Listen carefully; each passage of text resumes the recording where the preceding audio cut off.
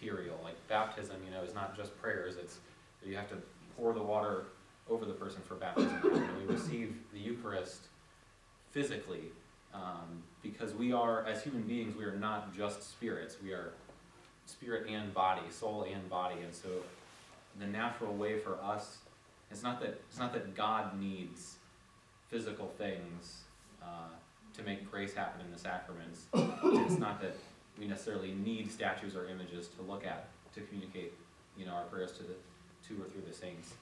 But as humans, we do exist in the physical world, and so these sort of physical manifestations of these things it's very fitting and very helpful for us as physical beings to sort of have these material avenues into channels of grace. That made sense in my head. I hope it made sense in you. So you may have heard of iconoclasts. An iconoclast is a destroyer of sacred images or sacred art. There was a period in history, there have been actually a couple, primarily one during the Protestant Revolt when a great number of Protestants swept through Europe and destroyed a great number of Catholic churches and all the sacred images and sacred art there, believing them to be idols. They thought they were worshiping these statues, just like we said that we never do, because there was a horrible misunderstanding of the use of a misunderstanding of veneration. Oh yes, and we wanted to make it clear that intercession, there is a distinct difference between intercession and a seance. Okay, St. Paul tells us, let there not be a soothsayer among you, let there not be a necromancer among you, or anyone who divinates and tries to discover the future. That a necromancer is one who seeks communion with those who have gone before, with the dead, through magical means. Basically, it means that without beyond, you're trying to exceed the grace of God to communicate with the dead. You're trying to do it on your own, and that's bad stuff. That's opening a door to evil and allowing it to come in. So the idea is that you pray to the saints, you ask them for your intercession with God, but that doesn't mean you try to commune with them. You don't try to reach out to them outside of prayer and outside of the known body of saints. If you truly believe that someone like my father is not a canonized saint, but I truly believe that he is in heaven, so I can speak to him thinking that he is a saint with a lowercase s, but I can't go out there promoting people. You need to pray to my dad because he's a saint, He's not a member of the communion of saints. Communion being that they are one with God in heaven. So there are a lot of ways you'll see even the saints are such a huge part of sort of a lot of what it means to be Catholic, and you'll see even in the liturgy a lot of references. If the first Eucharistic prayer, for example, is used, there's going to be a whole list of saints' names that come up in there, and really just a lot of the liturgy is sort of permeated with this idea of the saints. And really, like at Mass, is one of those times when we have a sort of stronger sort of union with the saints in some way than at probably any other time, because during Mass we really are engaged with the communion of saints, and so the Mass is the heavenly liturgy, so you actually get to be present. The Mass is a time when heaven and earth actually meet. It's something that cannot be seen unless you're a mystic, and the wonderful thing about that is we are all called to be mystics, is to try to see the world as God does. The idea is you're hoping to see angels and saints present. So even if you're the only person who shows up for a Mass, you can trust and know and believe that the church is completely packed with saints and angels. You're not alone. And the great thing is that if you read the book of Revelation, it walks through the liturgy step by step. It walks through the Catholic Mass, one piece at a time. And it describes you're present there. And there's a lot of references to the saints being present there. Like in chapter 8, the angel receives the incenser and a great deal of incense along with the prayers of the holy ones. Those are the saints. It makes several references over and over again in the book of Revelation to the saints and to the prayers they offer up and that they bring for you. And additionally, sort of in more sort of special liturgies, like if you were to go to an ordination, for example, there would most likely during the Mass be prayed sort of a lengthy litany to the saints, which is sort of an extended prayer for the intercession of the saints. And then litanies are used in other contexts as well. There will probably be one at the Easter Vigil Mass. So you'll get to experience, if not before then, a litany of the saints at that time. So this is kind of, I mean, sort of again, this is sort of a lot of just real fast kind of, or 20 minutes about what the saints are. But sort of specifically, you know, for us and for you guys, who right now are, you know, a part of this RCIA program, sort of like what, you're like, oh, this is really interesting, but what does this have to do with me, maybe? You know, but it's because as a part of being, those of you who are seeking confirmation, like a part of that will be picking a saint's name to take for your confirmation. And there are a lot of different, people choose, you know, their saints for their confirmation name for a lot of different reasons. But so we were just going to talk really quick about just sort of some ideas for why you might choose a saint. We had a couple of sources we might recommend for kind of looking into different saints depending on maybe what your interest or place in life is, and just saints that are patrons of specific things. It's always good, you know, when you pray, if you're on your own. I've taken to even after meal prayers when I pray silently, just to when you close the prayer, just ask for random saint, whoever saint you have the most devotion to pray for you at morning and evening prayer. When you know, and always, you know, like the saint after who you're named is a great saint. But the wonder about the great thing about being able to choose your own confirmation saint is you're choosing someone to be your lifelong patron. This is someone who you're asking, will you watch over me from this time forward on for the rest of my life? I want you to be with me. So you're asking this saint to continue to pray for you on a constant basis. I chose St. Raphael the Archangel because apparently picking a human wasn't good enough for me.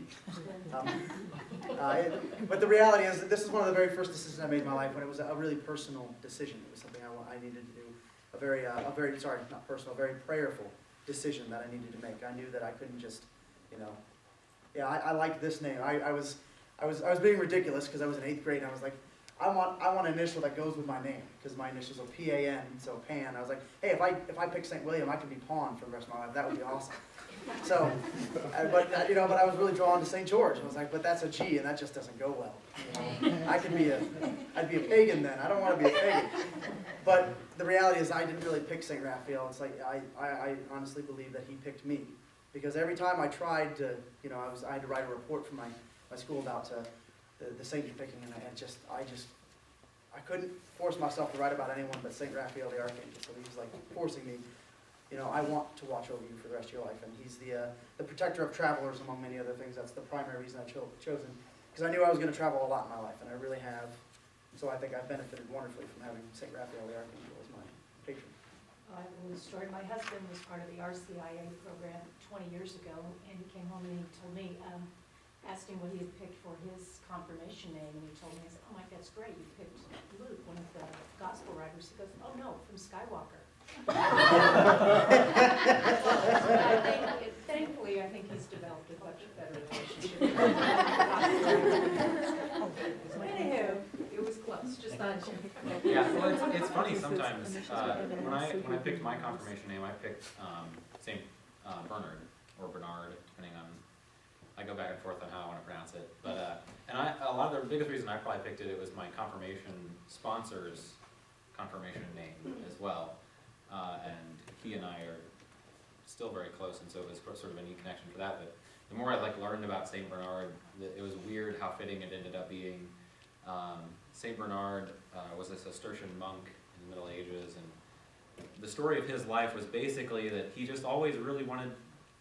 Well, I mean, eventually, after he entered the monastery, he just wanted to be a monk. You know, just wanted to live the quiet life of being a monk and just kind of chill with God and his other monks. But popes were always calling him to come do this or do that or settle this dispute or do this. And I think that any guy who discerned the seminary has had that experience of just kind of to want to do his own thing, and then God or someone else being like, no, you should come do this now instead.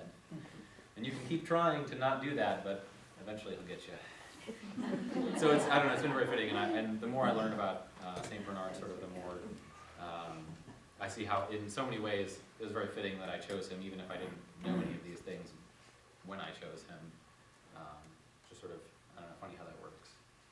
So there are a lot of customs around the world for how confirmation saints are chosen. Some people at different times as well, when they chose their confirmation saint, they go by that name from then on. Some places they're assigned. Some places the parents will pick the name for a child. Or I ran into a school here in the U.S. who they gave them the name. You know, the school issued the name. That was something new to me. And we'll have a few resources for you if you would like to look up saints. And I know Charlotte has one as well. Yeah, and I did want to make sure that you if you didn't know the word already, we mentioned martyrs and martyrdom. A martyr is a saint who was killed for his faith. Someone who died. There's two different kinds of martyrs: the red martyr and a white martyr. White martyr is someone who died for their faith peacefully. Like if they imprison you and you die in prison for your faith, or if they, is it Saint Gianamala is known as a white martyr because she died giving birth to her child, even though they tried to encourage and they really wanted to abort the baby, and she absolutely refused. She said that I'd be honored to give my life for this child, and so she died in birth, giving birth to her child. Or you could be, like the apostles, all saved, St. John, were murdered for the faith, because they were Christians. So, and they obtained heaven immediately because of their martyrdom. So just to wrap up, just a few. Did you say a red martyr? Yes. That would be like the apostles. Yes. Okay. Yes. If you want a few ideas for how you can find saints, your traditional Butler's Lives of the Saints is a great book, very traditional. They have several volumes. This is the original. Or if you're looking for something more than it, Joan Carroll Cruz has, and you can come up and ask us afterward if you want any of these, has a few awesome books on specific topics, like incorruptible saints, modern saints, married saints, etc., just specific topics on saints. Incorruptible means that when their body's exhumed years later, it is not decayed at all, or has minimal decay, like after 100 years of being buried, it's still intact. Saint Bernadette is one example of that. If you poke her, she'll still bleed, even though she's been dead since 60 something. Let's see. And Thomas Krugwell also has two wonderful books out there. One of them is called Saints Behaving Badly. The cutthroats, crooks, trollops, con men, and devil worshippers who became saints. There's hope for all of us. Includes saints like St. Francis, St. Augustine, and St. Ignatius, and a lot of lesser-known saints as well. And another book called This Saint Will Change Your Life. It's a book with 300 topics and the saints who are the patron saints of those particular topics and areas. And we'll also include our email addresses up here when we're done. So if you have any questions, not just on the saints, but we would love to be a resource for you. If you have a question and your sponsor, always go to your sponsor first and ask the question. You're certainly welcome to email us and ask us if you have any questions. We would love to be a resource for you to help you find the answers to your questions about the whole process, about the faith in general. And we'll just close. Oh, did you have anything else? Go ahead. Ask for a question. Oh, yes. Are That there was any questions? kind of a lot, Yeah.